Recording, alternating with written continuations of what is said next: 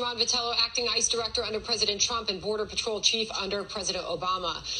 Welcome. Thanks for being here. Senator John Cornyn from the great state of Texas joined us last hour, Ron, and he's saying that the Biden administration just does not have a handle on this situation. In fact, he said this is just the tip of the iceberg. Listen.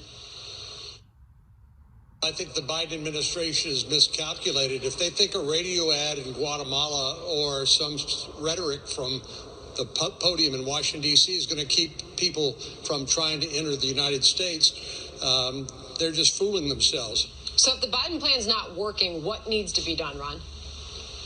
Well, they have to go back to what did work. And so what happened in 2018, we instituted the migrant protection protocols, which allowed people to claim asylum in the United States, but wait in Mexico, whether they were family, whether they were children. And then under the Title 42 authorities, they were again sent back into Mexico to protect us all from the pandemic.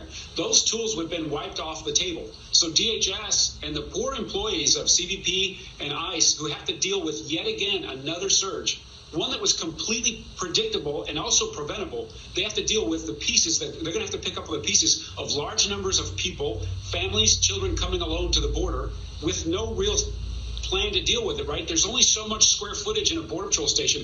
Those children have to be taken into custody. They have to be booked in. They have to be put in the process. The family's the same. There's only so many computer workstations. There's only so much space and square footage. And if you talk about COVID on top of that, you're giving the workforce a heck of a challenge, and they don't want to call it a crisis, but it certainly is an emergency. That's why they're calling FEMA out to help them, because they can't handle what's going on. And Governor Greg Abbott of Texas is saying that this is unconscionable act by the Biden administration, releasing COVID-positive illegal immigrants, he says, in our states puts the lives of Texans and Americans at risk.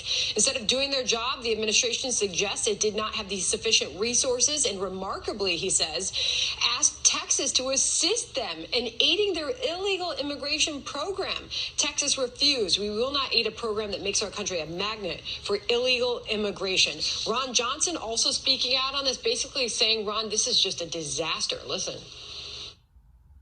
This is also a national security problem, and it's just a pipeline for the drug cartels and transnational criminal organizations as well. So this is a huge national security issue that the Biden administration is saying is only a challenge. No, this is a crisis. This is a disaster, and it's a disaster of their own making.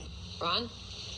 Well, Senator Johnson knows this problem very well. He was the chairman of the Homeland Security in the Senate, and so he's studied this problem. He knows what the root causes of it are, and his point about the cartels, they're the only winners here. Everybody that comes across that border and through that pipeline gets taxed by the cartels. They have to pay the smugglers. The smugglers have to pay tax to operate in those areas. And so they're enriching themselves because we've encouraged the third world to come to the U.S.-Mexico border. And so they're making money on every one of those transactions. And then the Border Patrol and CBP are diverted from protecting the border and catching criminals and smugglers. They're doing childcare. They're setting up stations and processing areas to manage this large influx. So the cartels get it on both ends. They make money off the smuggling, and then a diverted Border Patrol, that means more drugs and more poison coming into the U.S. Before I let you go, this image of the Biden T-shirts, please let us in. We've got it up on the screen while you're talking. Just really quickly, your response to that. This just proves that politics are in every part of our culture these days, including people who want to come into the country illegally. They're rooting for a presidency that they know is going to go lax on the border, that has already gone lax on immigration enforcement. And so it doesn't surprise me. It's pretty sad. And you look at the fact that it's all happening while we're still battling a pandemic here in this country, obviously around the world. Appreciate you joining us. Ron Vitiello, great to have you. Thank you. Thank you. John, obviously.